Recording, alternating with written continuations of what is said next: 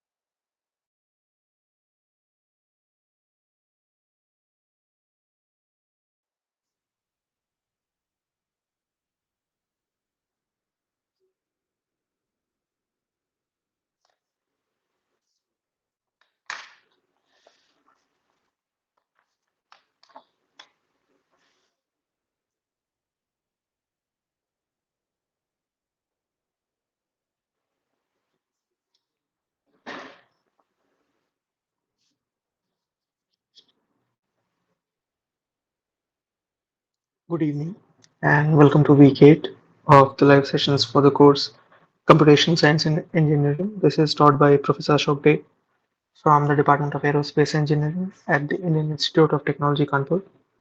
I am Sourav Goswami. I am a PhD candidate in the Department of Mechanical Engineering at IIT Bombay.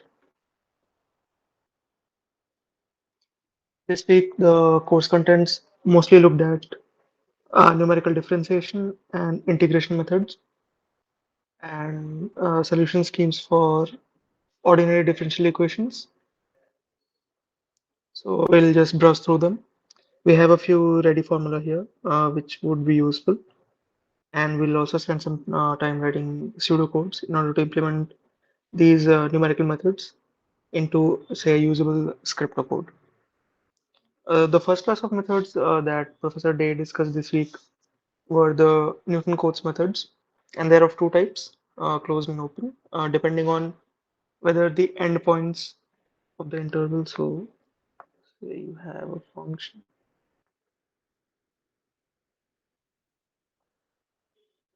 and to integrate or find the area under this curve, what we do is we divide it into these small domains and approximate this area by the area of each rectangle. Now, depending on whether these extreme endpoints of the domain or the often the function would be depend on some domain, say AB, whether we are including these endpoints in the calculation of the integral or not decides whether the methods are closed or open. So if they are included, it's a closed method. And for the closed Newton-Cotes methods, uh, when we look at the generic formulation, depending on the value of n, different names are used to commonly address these methods. So if for n equals 1, we have what is called the trapezoidal rule or trapezoidal method. Very well known, I believe. We have all looked at it in, say, M1, M2, or a basic bachelor's or master's level engineering mathematics course. So you're trying to integrate a function fx in the interval x0 to x1. And the trapezoidal rule simply states it's equal to h by 2 times the f at x0 plus f of x1 and minus s cubed by 12, second derivative of f, evaluated at zeta, where zeta is some value between x0 and x1. For n equals 2, the formulation takes on the form of what is generally referred to as Simpson's rule. So this is the simple Simpson's rule. We'll also look at the composite one. Here we have 3 points, x0, x1, and x2. X1 being some intermediate point between x0 and x2. And when we integrate from x0 to x2 for the function of x, the formulation gives h by 3 f of x0 plus 4 f of x1 plus f of x2. So in a way, a weighted mean rather than just a simple arithmetic mean minus h bar 5 by 90, the fourth derivative of f evaluated at zeta. When n equals 3, the rule becomes what is commonly referred to as the Simpson's 3/8 rule. So now we are integrating, we have four discrete points x0, x1, x2, and x3. And when we integrate the function fx from x0 to x3, it may be approximated by 3h by 8, f of x0 plus 3f of x1 plus 3f of x2 plus f of x3, again a weighted mean minus 3 by 80 h bar 5 for derivative of f evaluated at zeta. When n equals 4, the formulation is given here, no specific name. Similarly, we have the open Newton-Cotes methods where the endpoints are not accounted for.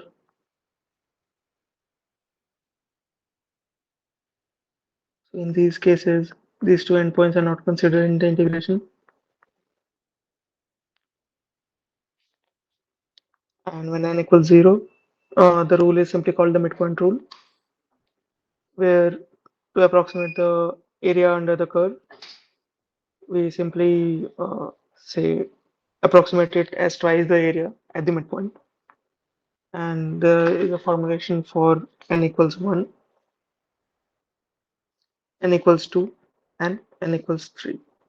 Now these are very simple, straightforward formulations and may be useful for certain elementary cases. However, for most engineering applications, we'll resort to some of the more advanced methods, which we'll also be looking at later today. And here I have a summarized comparison of these Newton codes methods. So, say for finding the area under the curve of a simple function, such as sin x dx in the interval 0 to pi by 4, which is, say, the exact value is approximately 0.29289322. And here we also have a table which has the values listed depending on which method has been used to compute it. So for the closed Newton-Cotes formula, n equals 1 and the associated error n equals 234. And similarly for the open Newton-Cotes formula and the associated errors. So we see that with the closed formulas, the first order method has a very high error, unacceptably high error, but it goes down considerably when we go to a second order method. The error halves again when we opt for a third order method, and for a fourth order method, the error becomes negligible. However, this is for a simple trigonometric function. Depending on the type of the function, the fluctuations, and its general variation in the domain of interest, these results will of course vary. This gives us some general trend or some generic idea of which method to prefer, depending on the sensitivity of or the accuracy of result needed.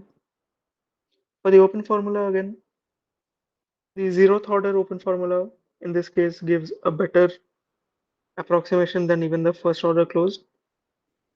The error does not decrease appreciably when we opt for a first order method instead of a zero order method, but goes down by two orders of magnitude for a second order method. However, the third order open method has an error of magnitude equal to the third order closed formulation. So in general, a higher order method would usually give a closer approximation. However, this might not be always true.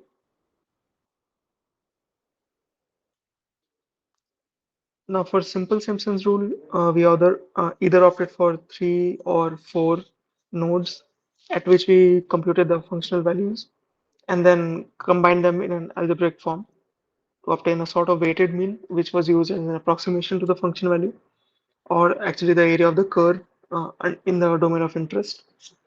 However, a more accurate method is something called the composite Simpson's rule, which was also discussed in class.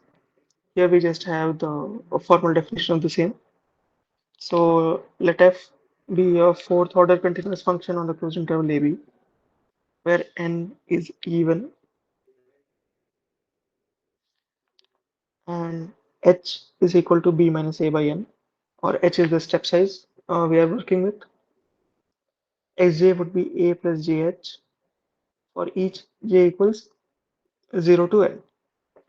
Now there exists a mu in OpenAB for which the composite Simpson's rule for n subintervals can be written with its error term as a fourth order derivative of mu, a function of the fourth order derivative of mu. Now the error term we'll notice for composite Simpson's rule is of the order of h4, whereas for standard Simpsons it was of the order of h5. I believe I have it here as well. Yes, right here.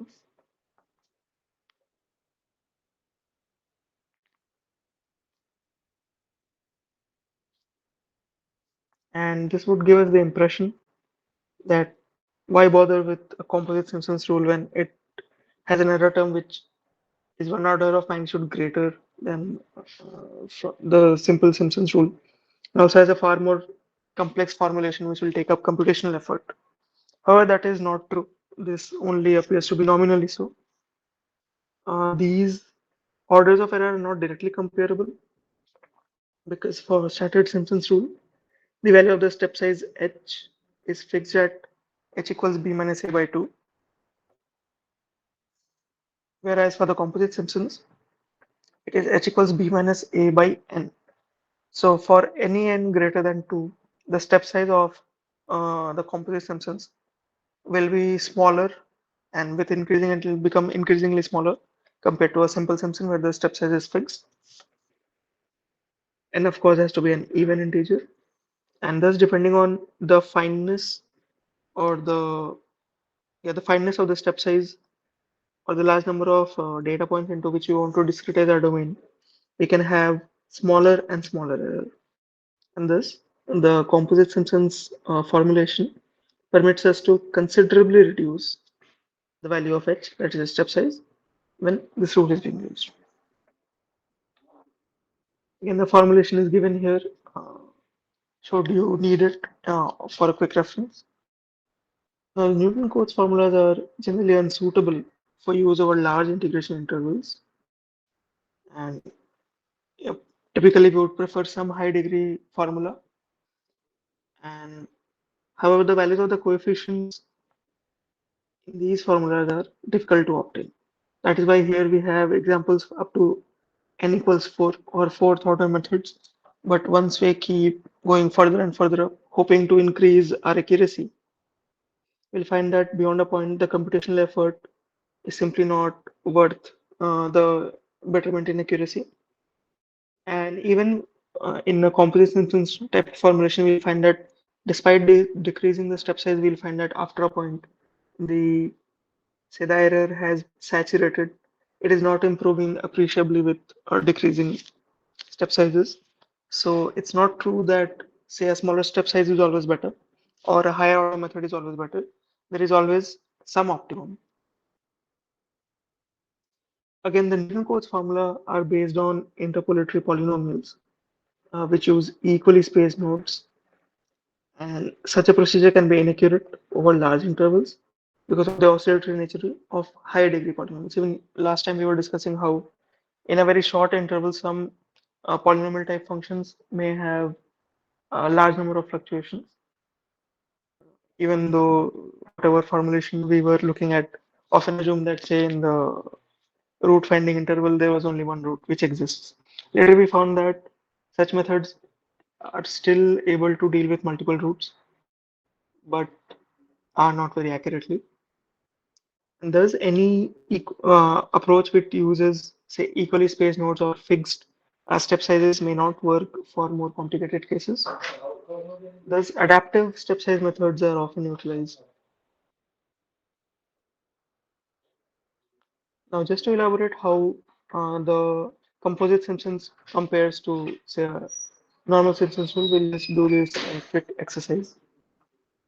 And so here we have a function, a simple function e power x. We'll try to approximate it using the Simpsons rule directly. Then we'll see what effect breaking up of the domain has on the accuracy, that is, whether it has any effect at all or not. So, simple Simpsons or just Simpsons rule. The interval is 0 to 4. The function is e power x.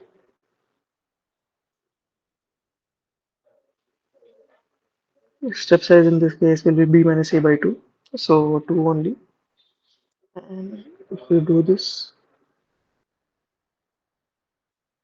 this can be approximated as 2/3 over 0 plus 4 e square plus e power 4, and this will come out to be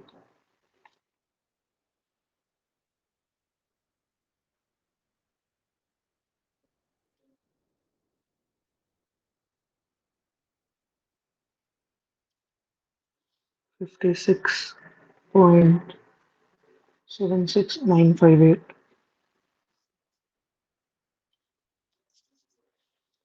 If you have to look at the exact answer, it should be e power 4 minus e power 0, which is equal to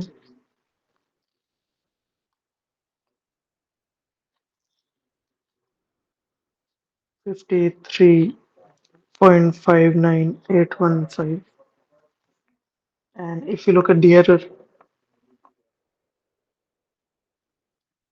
pretty large. It's approximately minus 3.17143, which is considerable. Now, let us do the second one, where we are applying Simpson's rule on these two subintervals. So,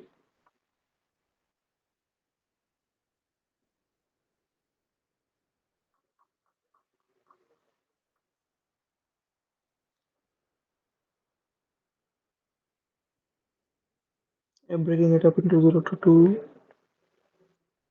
and 2 to 4.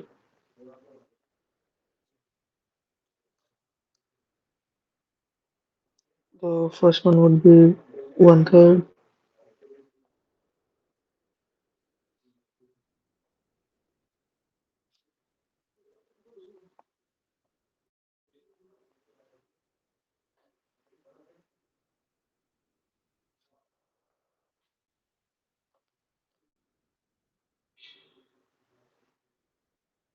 just combining this for each. E power 0 plus 4e plus 2e square plus 4e cubed plus e power 4. This comes out to be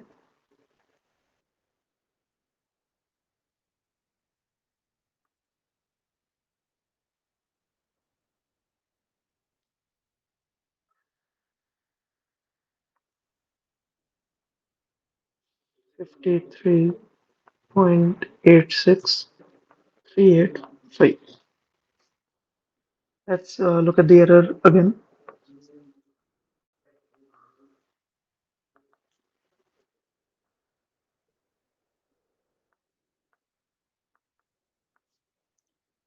53.86385, which is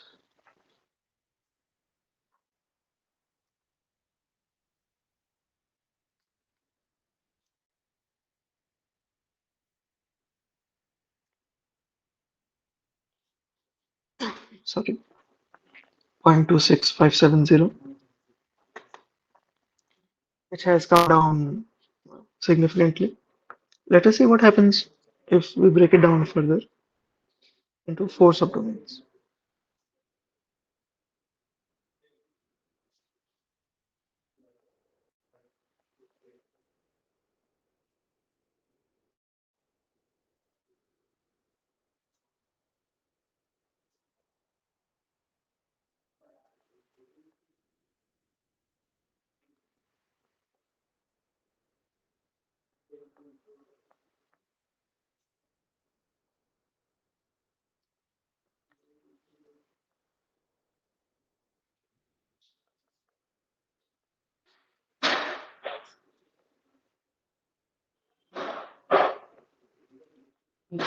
Four e 3 by 2 is e square plus 0.16 e square plus 4e 5 by 2 plus e cube plus 0.16 cube plus 4e 7 by 2 plus e power 4.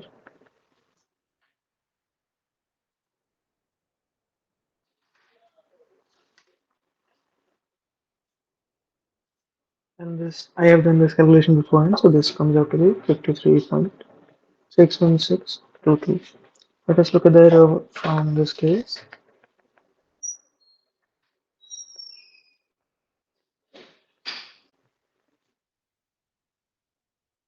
53.59815.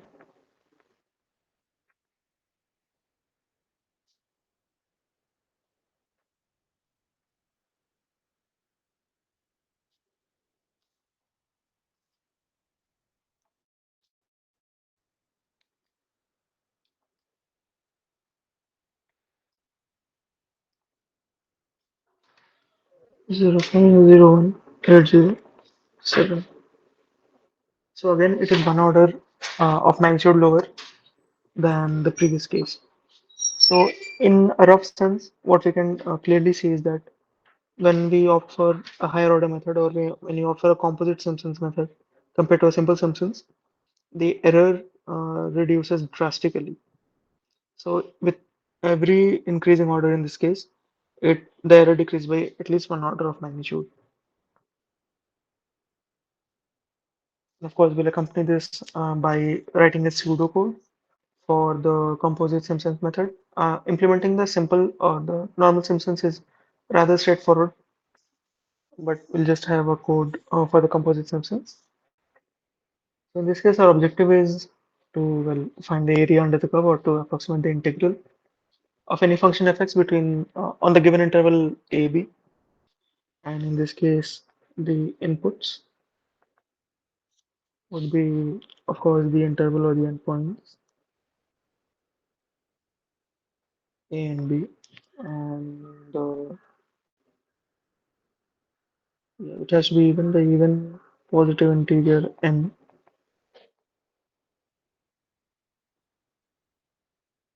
which gives us the idea of how many subdomains we are breaking up our domain into. The expected output from such a code would be area under the curve or approximate area under the curve,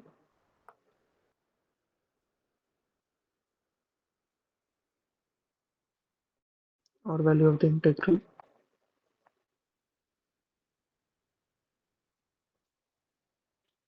And let us write the steps.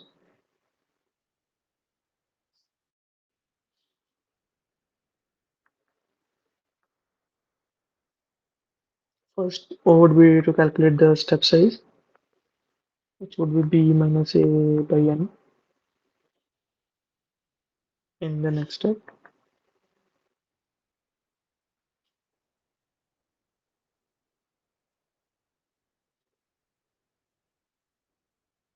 xi0 is equal to fa plus fb, and I'll write what xi is.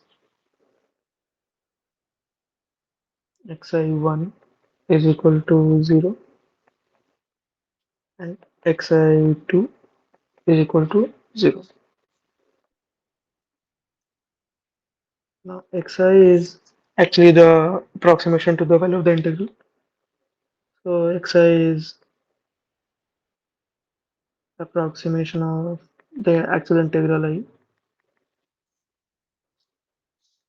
xi1 is actually the summation of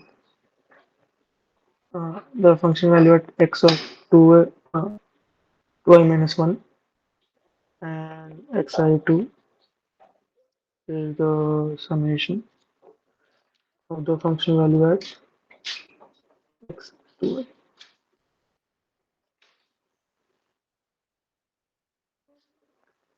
Step 3, we start iterating. So for I equals 1, 2 to n, we perform the upcoming steps. Step 4, I'll fill this in later.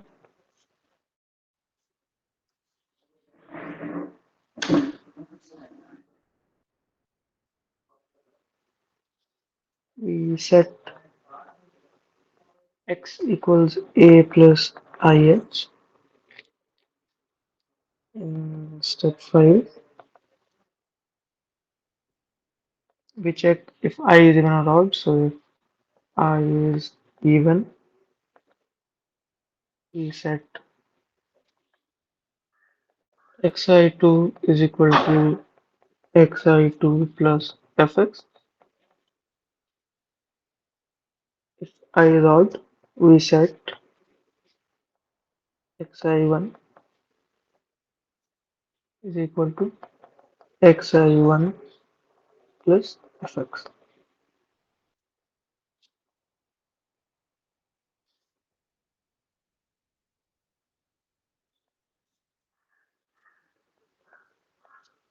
By step 6, we have exited the loop, so xi is equal to h by 3. So here we do steps 4 and 5.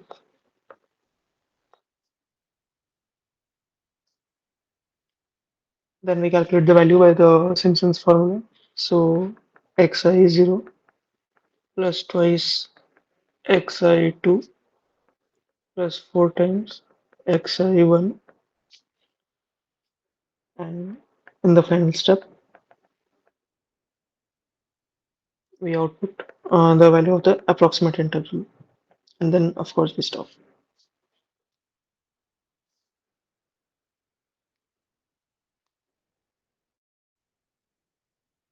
Again, this code has been taken from reputable sources, so I believe it should be correct. Still, if while during its implementation you run into some error, I'll be happy to like help or recheck the code. Similarly, just like the composite Simpsons method, there are other composite rules, such as for the trapezoidal and the midpoint rules. So I've just mentioned them for a ready reference. Say for the composite trapezoidal rule for any function x, f, which is a second continuous on the closed interval ab, and again where the step size is defined as 1 by n times b minus a, there exists a mu on open ab for which the composite trapezoidal rule can be written with its error term of the order of h square. And similarly, the composite midpoint rule can also be written with its error term again of the order of h square. Now, for solving the ordinary differential equations, especially of the initial value problem type, where you have been given a differential equation and you have been given the value of this state uh, at, say, a given point of time, or if it's in an initial value problem, then at the start of observation.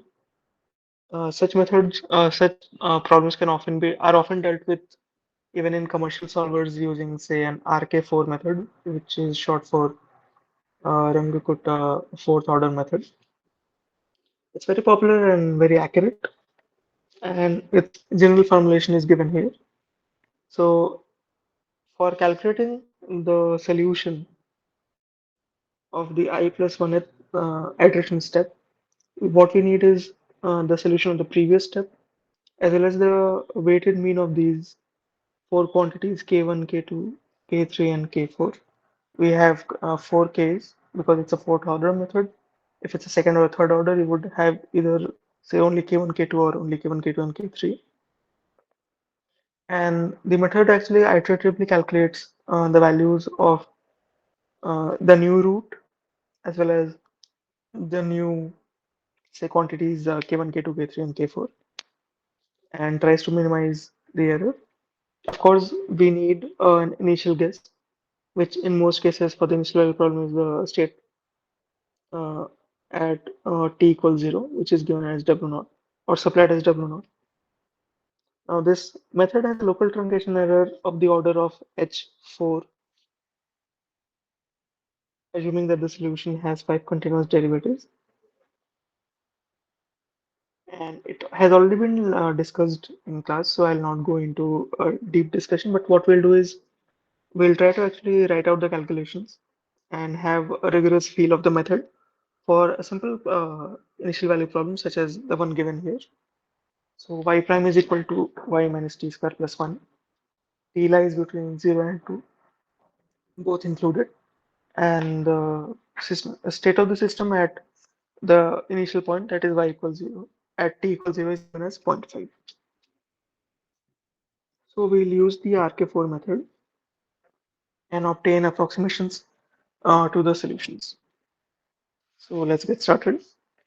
So before we even begin the very first iteration, we should have calculated these quantities such as W naught, K1, K2, K3, and K4.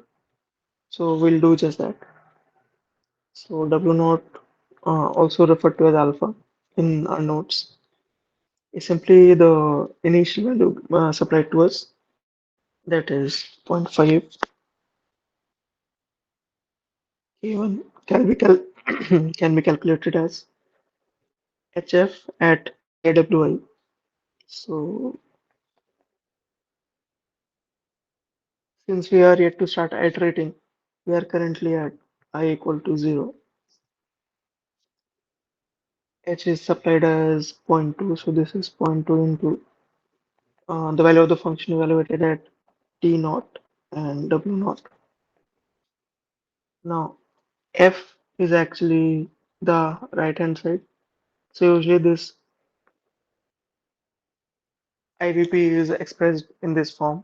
So y prime is a function of T and y. And this is the function we're looking to evaluate. So this is zero point 0.2 times the function value at T naught is equal to 0 and W naught is equal to zero point 0.5.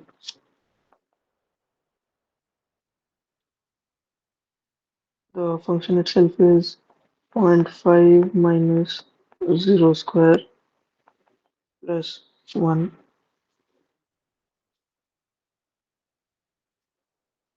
And let us quickly calculate this. This is simply zero point 0.2 into 1.5, which is zero point 0.3. Similarly, we'll calculate the value of the other case. So K2 is equal to HF, which can be the function at Ti plus H by 2 and Wi plus half K1,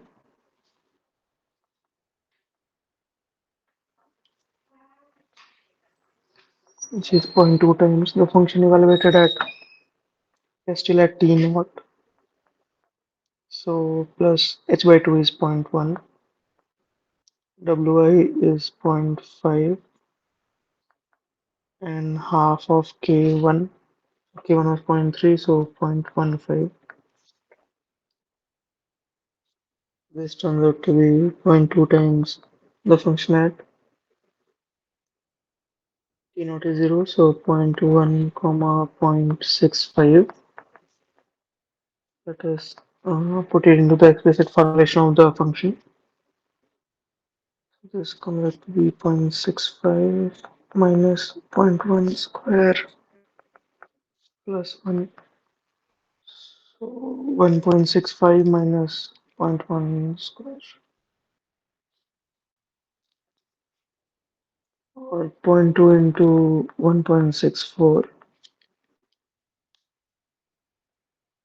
0.328. Similarly for K3. K3 has a similar form, I believe. Yes, it is only simply h times the function value calculated at Ti plus h by 2, and we in have Wi plus half K2. So in each step we utilize the K value which we calculated in the previous step. And this will be zero point 0.2 times T naught is 0 plus zero point 0.1, Wi is zero point 0.5 plus 0.328 by 2 is 0.164. So this is actually calculated at zero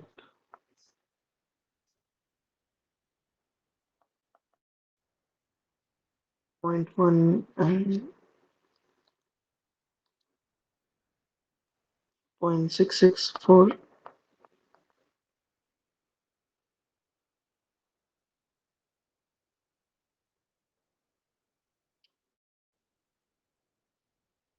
Y minus t square plus 1 y minus t square plus 1.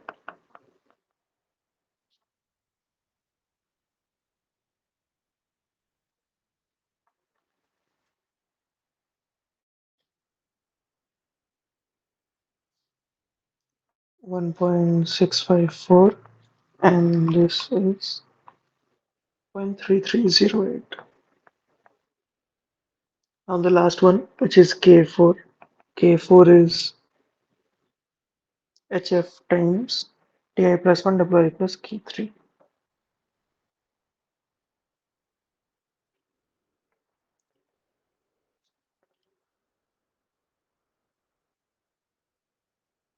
Ti plus 1 is simply the next time step, or the next, say if it was an X and Y formulation, it is simply the next X. We know that between any two discretize domain points, the distance is simply the step size.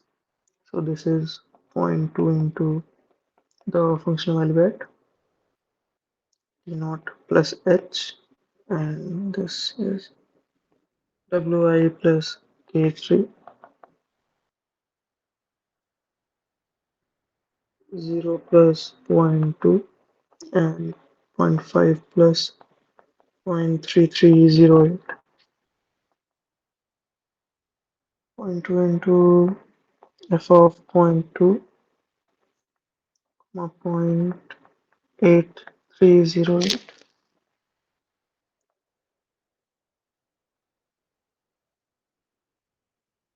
minus zero point 0.2 square plus 1,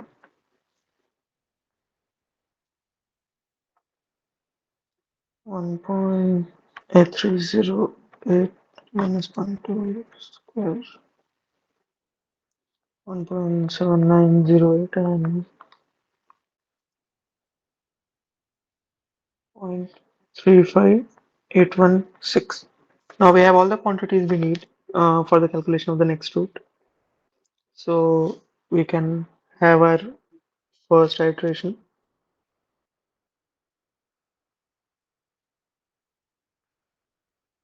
that is I equals 1, and W1 will equal W naught plus 1/6, K1 plus 2K2 plus 2K3 plus K4. This is zero point 0.5 plus 1/6, 0.3, 0.328, 0.3, 0.328,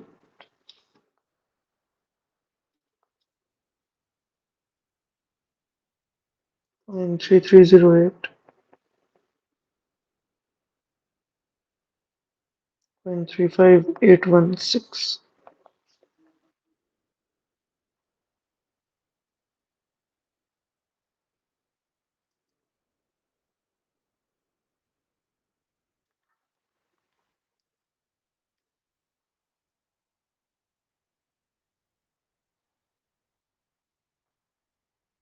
point 0.3292933,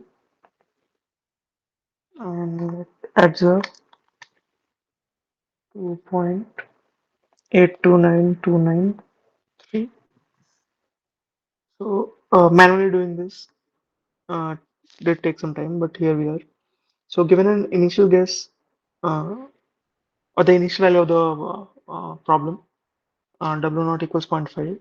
We calculated these four quantities K1, K2, K3, and K4 for the first iteration, for the 0th iteration, in fact, and came up with the root for the next step.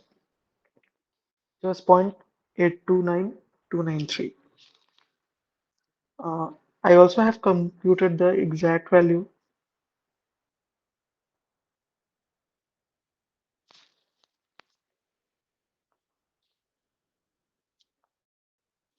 Eight six, and with this we'll find that the relative error is in fact 6.39 into 10 power minus 6, which is very good, and I believe which is acceptable in most practical cases as well. But just to familiarize ourselves, we'll do one more iteration of this. So starting with the initial value, we came up with the first root. Let us come up with the second.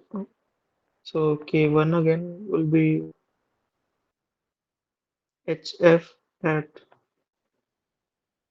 Ti plus H by 2, and Wi plus,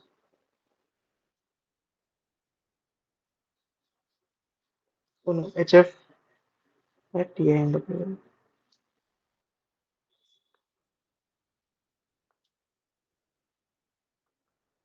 This will be zero point 0.2 into the functional value at.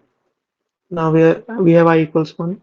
So T1 and W1. So zero point 0.2 at T1 is T naught plus H zero point 0.2.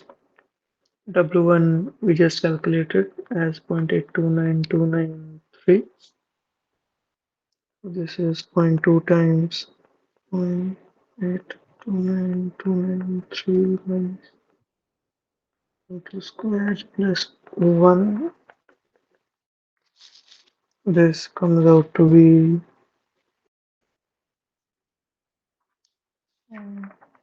829,293 is 0.2 squared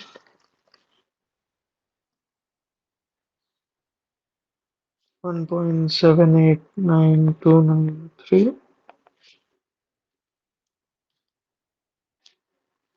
0.357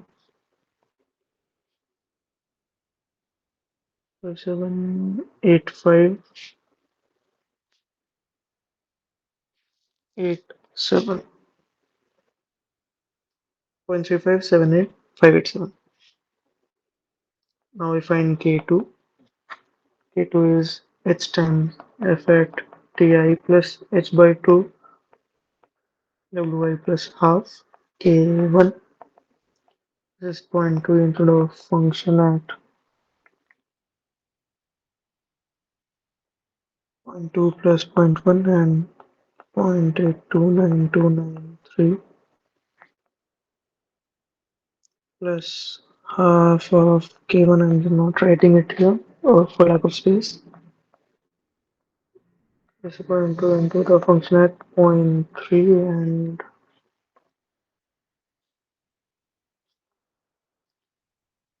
29293 half of K1 is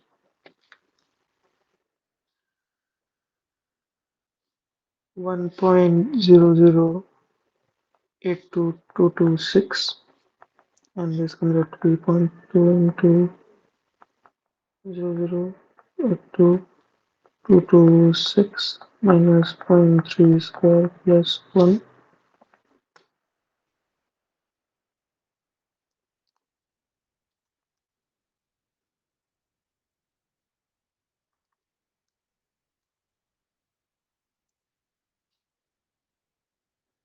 Point 2 into 1.9182226, and this is 0.3836445. Similarly, we calculate K3. It's h times the function at Ti plus h by 2 and Wi plus half of K2.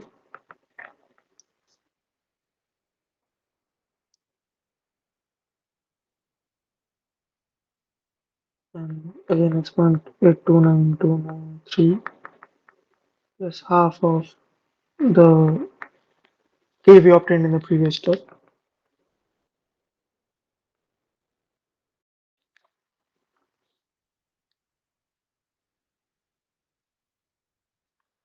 Eight 36445 plus 0.82929.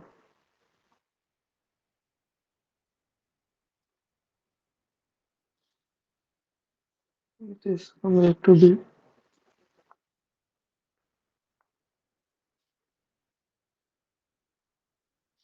1.0211156.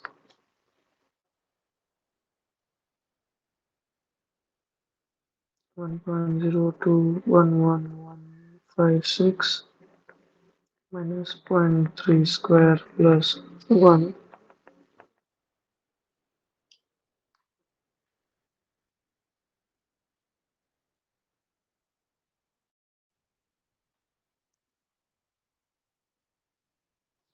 1.9211560,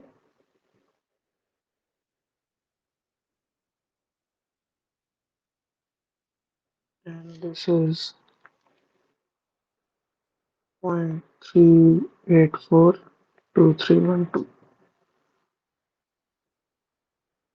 The last one, K4, is HF times Ti plus 1 Wi plus K3 if I'm not wrong. Yes. So this is zero point 0.2 times the functional value at zero point 0.4 because Ti plus 1 is Ti plus H and 0.8993 plus K3 which we calculated in the previous step. 0.2 times the functional value at zero point 0.4 comma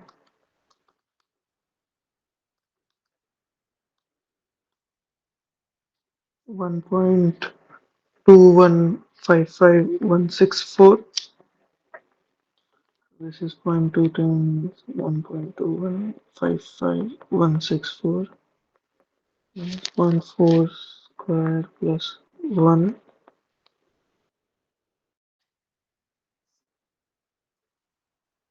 to 155,164 minus 0.4 square 2.05555164. So we have to be 0.411103. We have all the four Ks and we have the solution of the preceding step. So we are ready to calculate another solution. And W2 in this case will be W1 plus 1/6, K1 plus 2K2 plus 2K3 plus K4.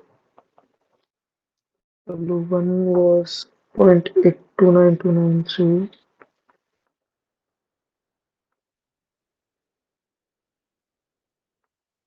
I'm calculating directly in my calculator and writing the answer.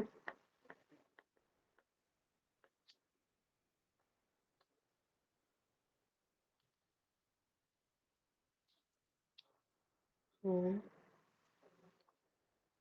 0.3578587 plus 2 into 0.3836445 plus 2 into 0.384231 plus 0.41111033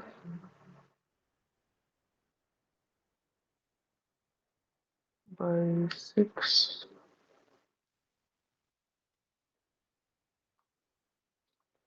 So this will come out to be 0.829293 plus 0.384789. If we go for one more digit, it's actually 3 again. It's 3 reckoning. And this comes out to be 1.214076. Again, I have calculated the exact value.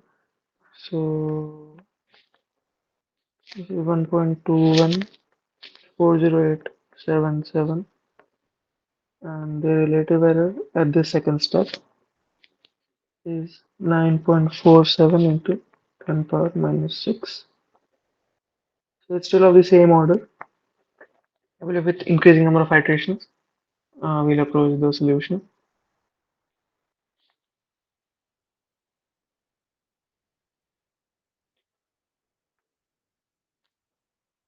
Now we looked at more multi-step methods, which are of two types, either the explicit or the implicit methods. The main difference between the explicit and implicit methods is that in explicit method, while computing, say, Wi plus 1, it is expressed entirely in terms of known quantities.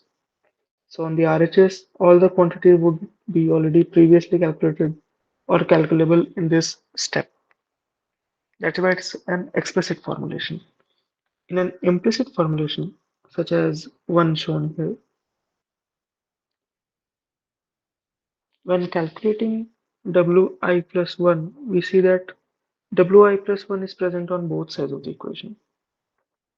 That is, it's not explicitly formulated in terms of known quantities. That's why it's called an implicit method. The quantity is very well defined and can be obtained, but implicitly. And here we have the formulations of some of the well-known methods, such as Adams-Bashford methods, two-step and three-step explicit. So again, we assign the quantities W0 equals alpha, W1 equals alpha 1. Then the next root, Wi plus 1, can be calculated in terms of Wi. In terms of the functional value, it's calculated at Ti and Wi. And one more preceding step, that is minus the functional value calculated at Ti minus 1 and Wi minus 1. The local truncation method is of the order of h square and also requires the calculation of the third order derivative.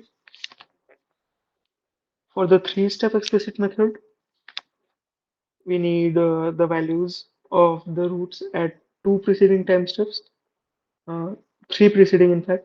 So when we're calculating for the I plus 1th iteration, we need roots at the ith, I minus 1th, and I minus 2th iterations. This has a local truncation error term which is of the order of h cube and involves the calculation of a fourth order derivative. When you're looking at the Adams-Bashford four-step explicit method, now we need the information of the state at four preceding time steps. So for calculation of the I minus 1th root, we need information of the ith, I plus 1th root, we need information of the ith, I minus 1, I minus 2th, and I minus 3th roots. Here again, the order, so it is scaling up linearly with the number of steps. So for four step, it is of the order of h4. However, it requires the calculation of a fifth order derivative. And for the five-step explicit method, we need the value of the state at five preceding type steps, that is the ith root, I minus 1th, I minus 2th, 3th, and 4th roots. The similar to the previous cases, the the error term has the order of h power 5 and requires the computation of a sixth order derivative. Now, there are also implicit schemes, also called Adams-Moulton implicit methods. And in general, the coefficients of the terms involving the function in the local truncation error are smaller for implicit methods than for explicit ones. And what uh, advantage this yields is that implicit methods are generally more stable and even the round of errors are smaller compared to explicit methods. And that's why typically, say, when we are trying to model a complex phenomenon or when we are doubtful of the stability of the numerical method we are trying to implement, we'll try to express it in terms of an implicit formulation because generally that will be more stable. So for this class of multi-step methods, commonly referred to as the Adams-Moulton methods, implicit methods, we have the two-step formulation and the three and four-step formulations. For the two-step formulation, we see that the I plus 1th root, Wi plus 1, is expressed implicitly, that is, we have Wi plus 1 on both sides of the equation.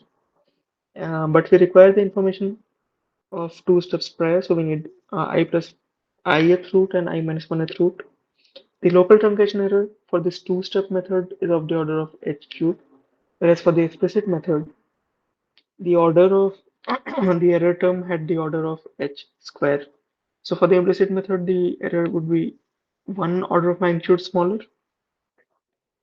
For the three-step implicit method, again, we see that the error term has the order of h4 compared to the explicit three-step method, which had an error of the order of h cube. Now, the time step, of course, h is smaller than 1, so the higher the power, the lower its magnitude, so higher is more desirable. And for the first step, Adams-Moulton implicit method, we see that the error term has the order of h5 compared to the explicit four-step method, which had the error term of the order of h4.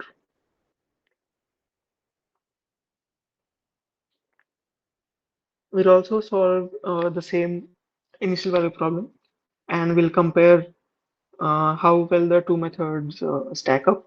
So the explicit Adams-Bashforth four-step and the implicit Adams-Moulton three-step to have the error terms of the same order.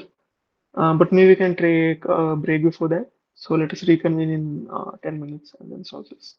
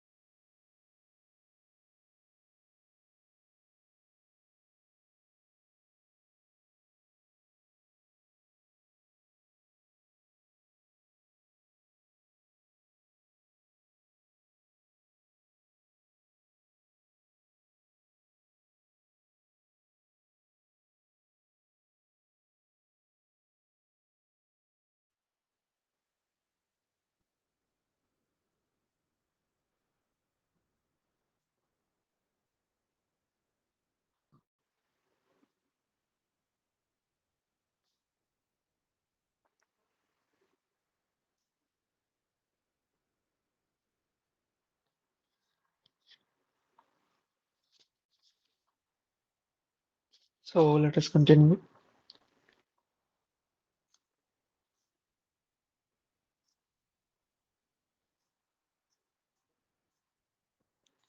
So here we'll be comparing first obtaining the values or approximate solutions of the initial value problem using first the explicit Adams-Basford four-step method and then the implicit Adams-Moulton three-step method, and then we'll be comparing these. Of course, both are iterative methods. We're just looking at one-step solution. So first, the explicit one. So AB four-step explicit, and usually the difference equation will have this form. So Wi plus 1 is Wi plus h by 24, 55 f at Ti Wi minus 59 f at T I minus 1 Wi minus 1 plus 37 f at T I minus 2 Wi minus 2. And since it's a four step, we'll have one more. It will be minus 9 f at T I minus 3 W I minus 3.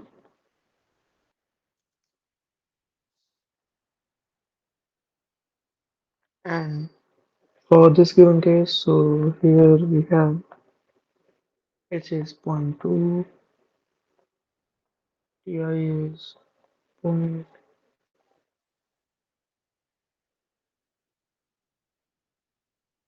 Y, just like the previous one, so it's the same equation. And we will have Wi plus 1 is 1 by 24, Wi again is 0, so W 0 is 0. Now what divided, so it will turn out to be 1 by 24, 35 Wi minus 11.8 Wi plus Wi minus 1 plus 7.4 Wi minus 2 minus 1.8 Wi minus 3 minus 0.192 I square minus 0.192 I plus 4.736. This has come out because of the definition of this equation. So f of t and y, which is equal to y prime, is y minus t square plus 1, like we've been using before.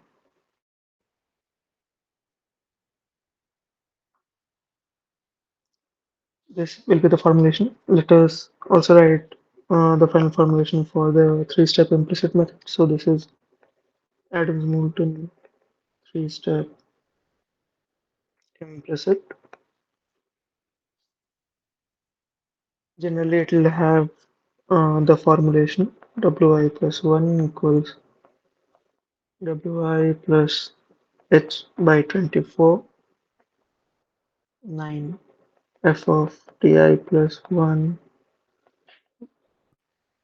Wi plus 1. So we have Wi plus 1 term on both sides.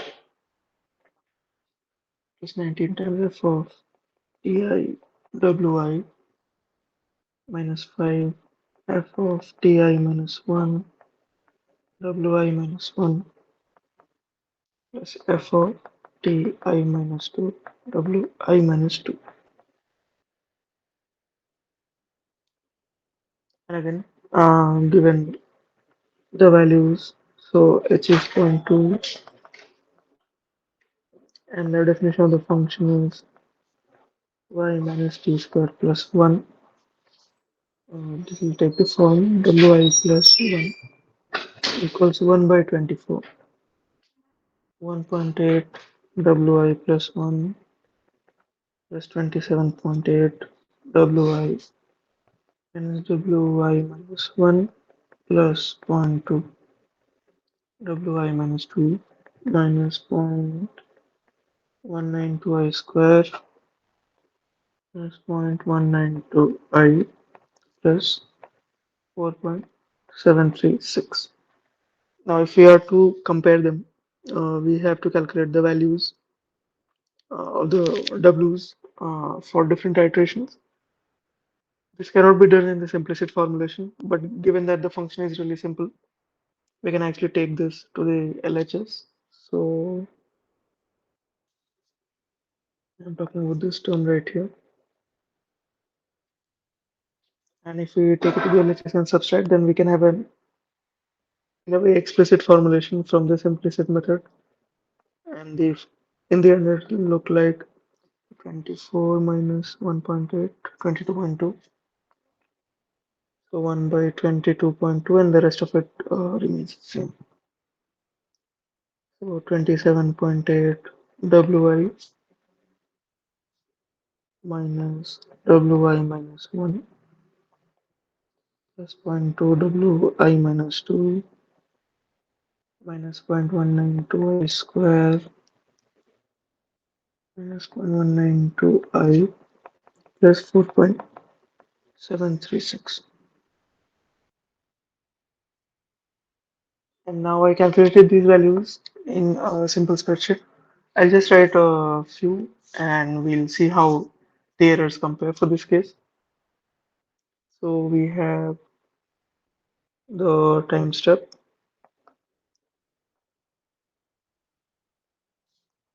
and we have the exact values and we have the explicit and the associated error and then the implicit roots calculated by the implicit method and the associated errors.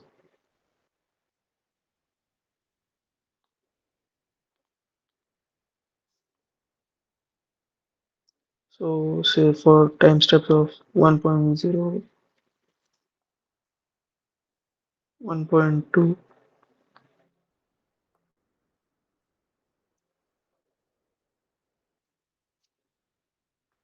and 1.4. So at t equals 1.0, the exact value of the function will be 2.6408591. The explicit formulation gives us 2.6410810. The error for this is 0.0002219. So not bad at all. The implicit formulation will give us 2.6408298. And the associated error for the implicit method, best to roll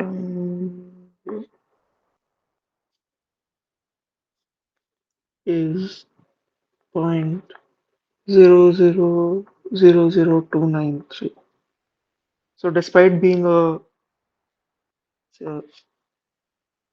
third order implicit and this being a fourth order explicit, nominally the error term should be of the same order of step size, which is h4.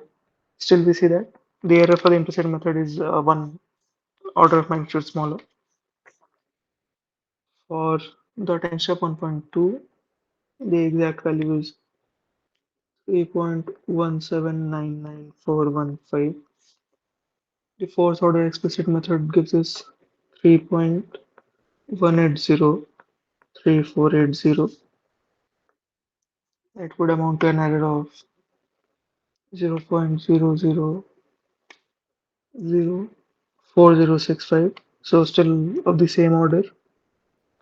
Whereas the implicit method gives us 3.1798937 and the associated error is 0.0000478. So again, one order of magnitude smaller than the explicit method. And just one more data point. So at times of 1.4, it is 3.732400. The fourth order explicit method predicts a value of 3.733 0601. This amounts to an error of point triple zero 6601. The implicit method predicts a value of 3.73232270 with an associated error of 0.0000731. So, is an implicit method always better than an explicit method? And is it, I mean, considering everything, considering the accuracy, the error, the stability, as well as the ease of implementation and the computation effort which is required, we'll find out. So, like we saw that implicit methods usually give better results than explicit methods of same order or even one order higher. However, there is one drawback of the implicit methods, which is that they have the inherent weakness of first having to convert the method algebraically to an explicit representation, which we just did. Because on both sides of the equation, on for or formulation, we have the root which we are looking to evaluate, and thus it is not possible to directly evaluate or directly find it out. So in a way, despite having an implicit formulation, we have to convert it into an algebraic expression, which might not always be possible. We could do this in the example we were looking at because the function we were dealing with was, say, fairly elementary, fairly simple. But even if we opt for some different, like a transcendental function, things will get complicated really quickly. Thus, this procedure is not always possible. And thus, the way to implement it in practice is that we do not use an implicit multi-step method directly. As I described in the previous session, they are just used to improve the approximations obtained by some explicit method. Like previously, we were using some methods to improve the approximations obtained by a simple, say, Newton Raphson. In a similar case, an implicit method is used to simply improve the approximation, which is already predicted by an explicit method. And this combination of explicit and implicit, so the explicit method to predict the value, and then the implicit method to improve or correct the prediction is called a predictor corrector method, which was also looked at during this week's lectures. I'll just apply a pseudocode for the Adams fourth order predictor character method. Again, this is not my own code. I have borrowed it from reputable sources and I hope it's correct. So when you're using the Adams fourth order predictor corrector, our aim is to approximate the solution of the initial value problem. So solution of the general initial value problem, y prime is f of t and y for a given interval closed AB, and we have the initial value as alpha. We have n plus 1 equally spaced nodes in this interval. And in such a case, our input would be, of course, first the endpoints of the interval A and B, the number n, which decides the number of subintervals, and this initial condition or initial state of the system, alpha. The expected output from such a code would be the approximation W to the exact solution y at each of these nodes. So at the n plus 1 values of t, which are the nodes, And to accomplish this, the way we go about it is the first step we set h equals b minus a by n. So pretty reminiscent of the composite functions. T naught is equal to a, w naught is equal to alpha, and our first output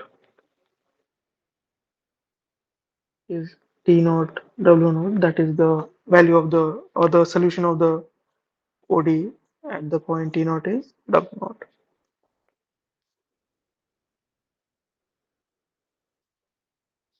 Now step 2, for I equals 1, 2 and 3, we do the upcoming steps. So I'll leave it blank for now.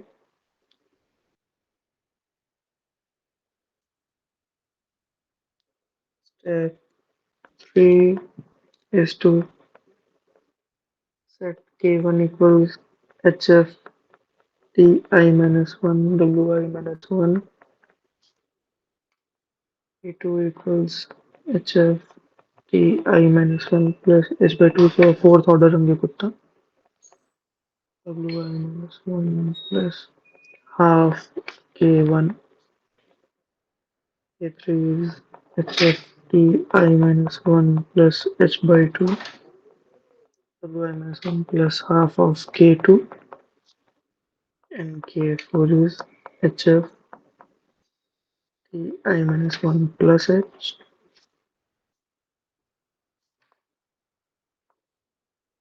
and wi minus 1 plus k3.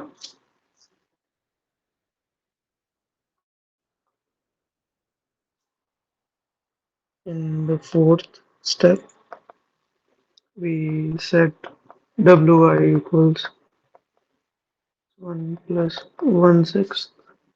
So just your regular fourth order RK.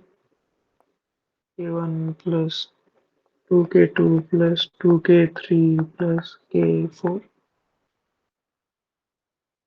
And the time step is moved on to the next one. And in the next step, we get the output TIWI. So this will stop the loop. So these are steps 3 to 5.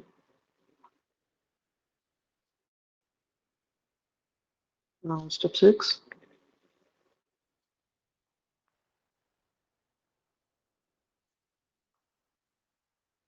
Also mention here in the comments that this is for the RK4.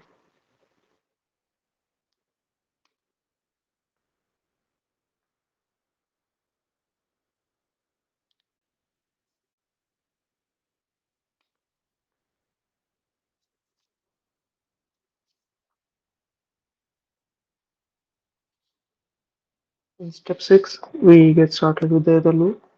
So I equals 4 till n. We do the upcoming steps.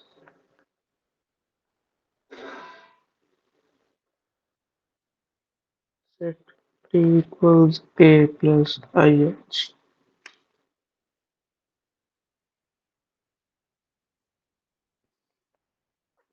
W equals w3 plus h times 55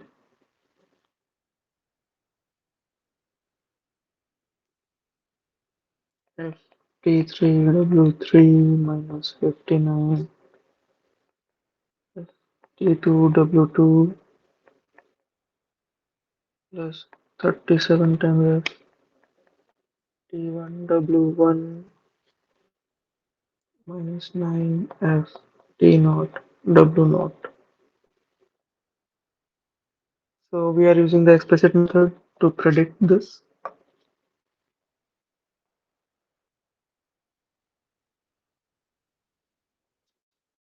Then we'll use an implicit formulation to correct it.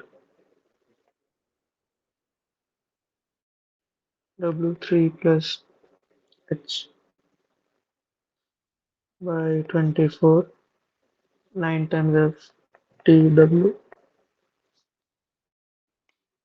plus 19 F T3 W3 minus 5 F T2 W2 plus F T1 W1.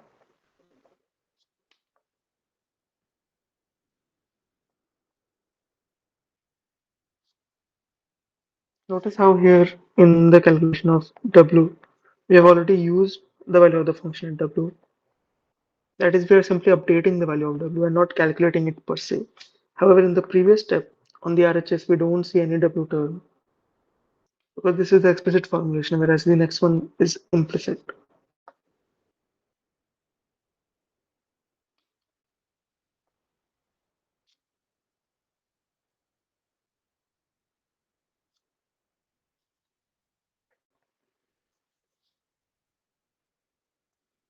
Step 8, we output T and W, and we keep doing this for all the number of data points that we have.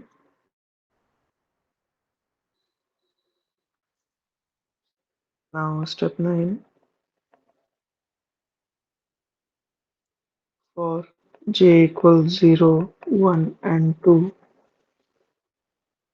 we set Tj equals Tj plus 1. So we update the values of the quantities needed for the next iteration. Wj is equal to Wj plus 1. So we run out of space. We'll just write it on the side here. Step 10 is to set T3 equals T and W3 equals W.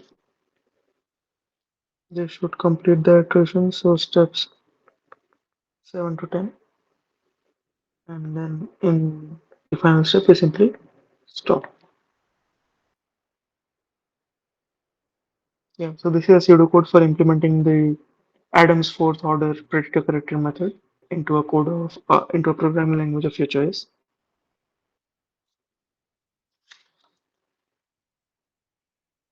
Now we'll also do a few iterations, at least one iteration, where we use the same, where we perform the same operation set of operations. So we first start by the RK4 method to get the initial values. Use those initial values as an input to the Adam's fourth order explicit, and then use the Adams third or fourth order implicit method to correct the value that you obtain and have a final prediction for the root. We are dealing with the same equation. We already looked at the RK4 method. So we have the values ready with us. We'll just look at this exercise very quickly.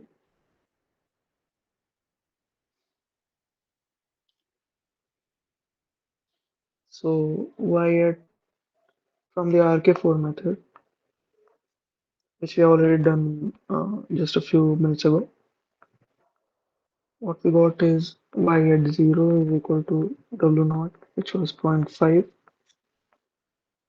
y at 0.2. Since it was an approximation, I'm leaving at approximately equal to W1, which was 0.8292933. We also calculated for one more time step, so y zero point 0.4 was approximately equal to W2, which was 1.2140762. And I'm supplying this additional information that for the next time step, it was approximately equal to 1.64892220. Now from the fourth order Adams-Bashforth method, which is explicit of course,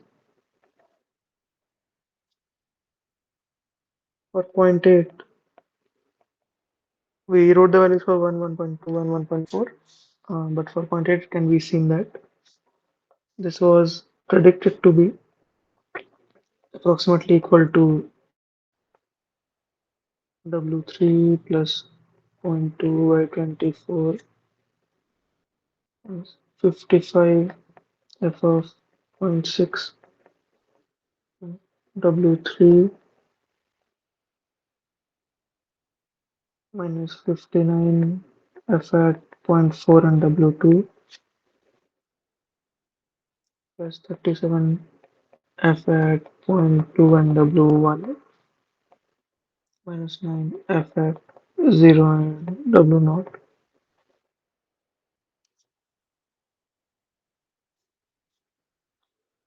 This comes out to be 1.64892220 plus 0.2 by 24 times functional value at zero point 0.6 and 1.64892220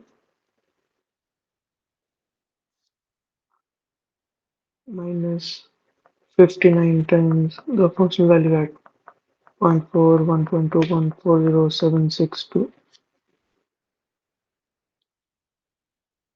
plus 37 times the functional value at zero point 0.2 and 0.8292933 minus 9 times the functional value at 0 and zero point 0.5. And if all of these are computed, y at zero point 0.8 comes out to be 2.1272892.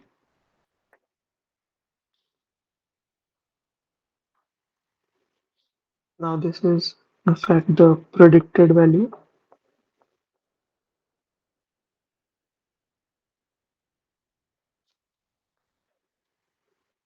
Let us also look to correct it.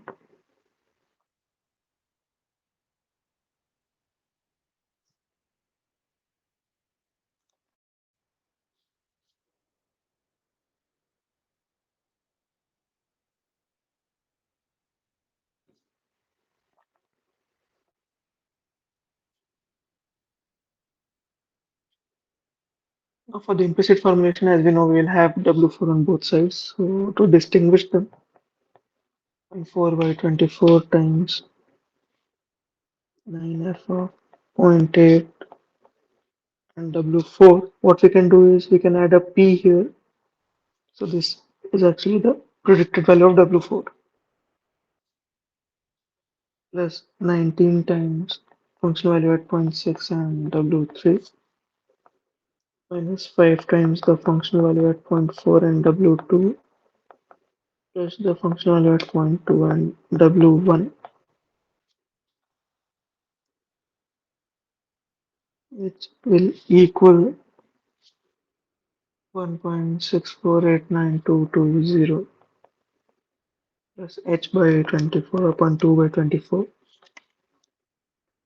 9 times the function value at zero point 0.8 and 2.1272892 plus 19 times the function value at zero point 0.6 and 1.64892220 minus 5 times the function value at zero point 0.4 and 1.2140762 plus the function value at 0.1, 0.8292933. And if this is calculated, it will come out to be 2.1272056.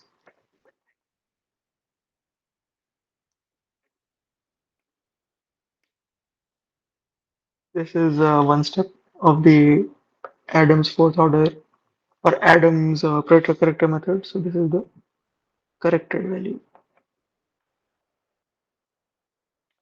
Similarly, you can perform one more iteration as an exercise.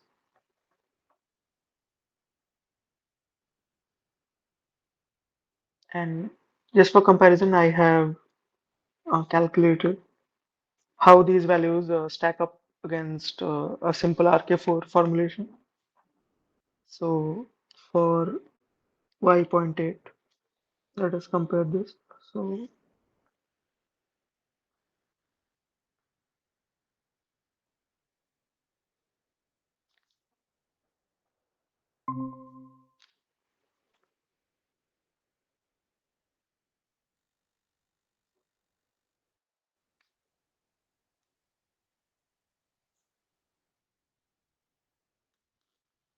Now this corrected value has error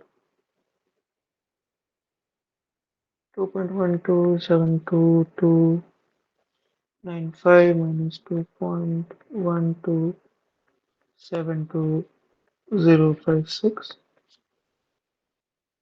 equal to 2.39 into 10 power minus 5. And so this is for predictor corrector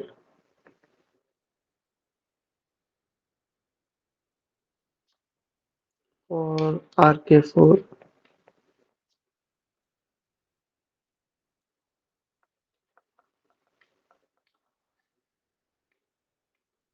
This has the error 2.1272027 minus 2.1272892 plus 2.69 into 10 power minus 5. So we see that these are close by.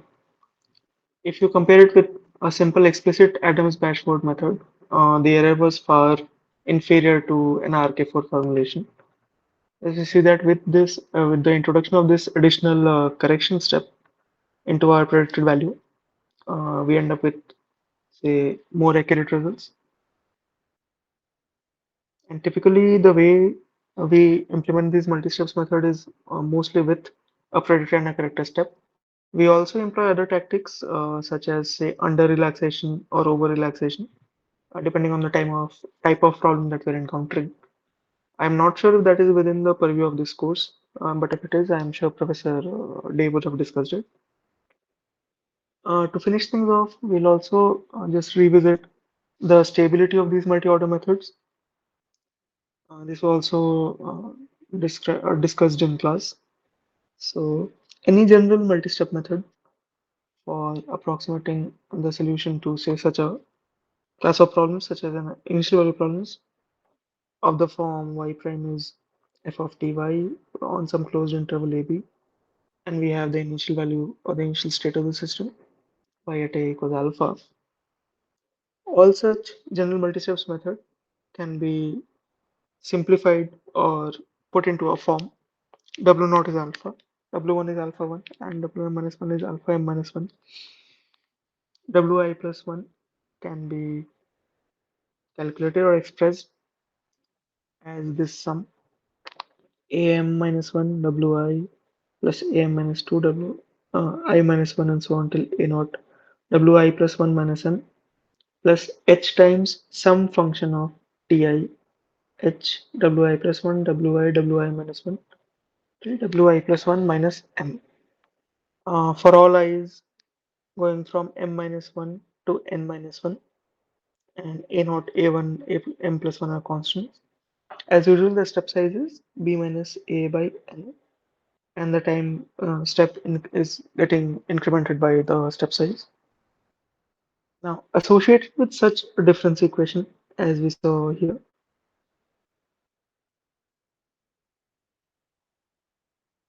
is a polynomial which is referred to as the characteristic polynomial of the method.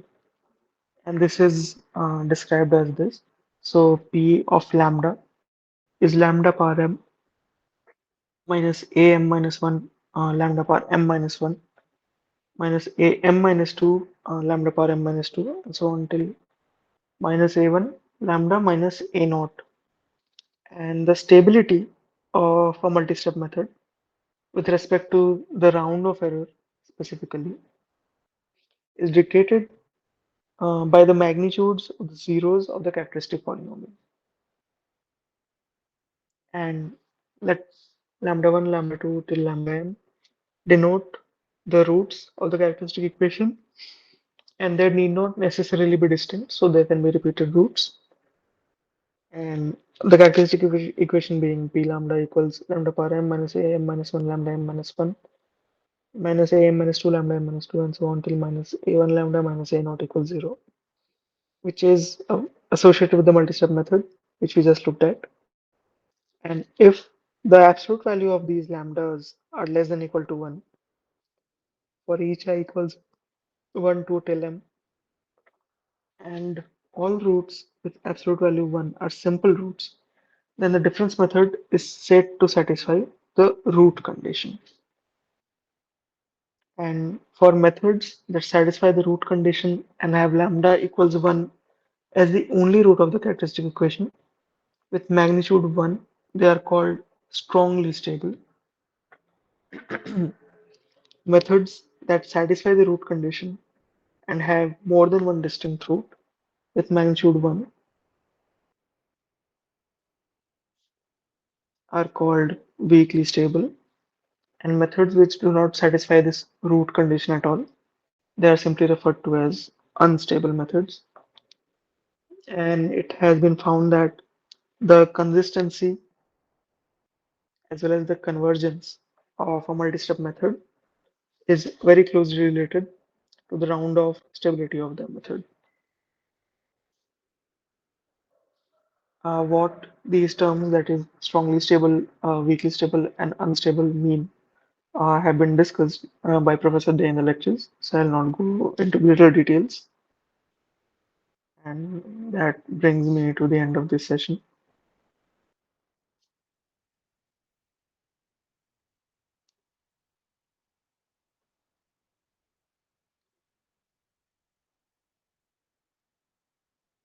So we have one more session scheduled for Saturday, I believe, I'm not sure.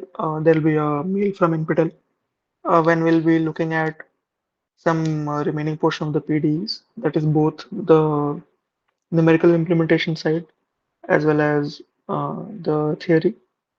Since during the regular weeks we had time to only look at a few cases, and I hope that will wrap up the contents of the course for this year. So that's it. If you have any questions, I'm available for the next few minutes, and then we'll close. No questions, sir.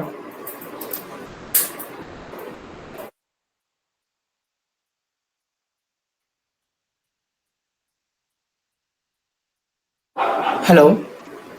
Hey Anirudh, Yeah, hi, sir. No questions from my side. cool. I guess since you and I are the only ones in this session, we can Yeah, consider closing it.